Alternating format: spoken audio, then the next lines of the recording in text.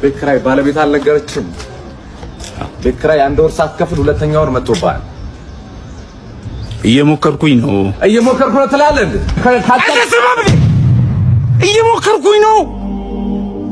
ያንተን ቤት ኪራይ ልከፍል እየሞከርኩኝ ነው። የልጆች ትምህርት ቤት ከፍል እየሞከርኩኝ ነው። የሚበሉት አጥተው እየሞከርኩኝ ባለቤት ለማውጣት ሰው አይደለ እንዴ? ይኸው ተመልከት። ይሄ ልጆች ጌም የሚጫወቱበት ልሸጥ እየሞከርኩኝ ነው።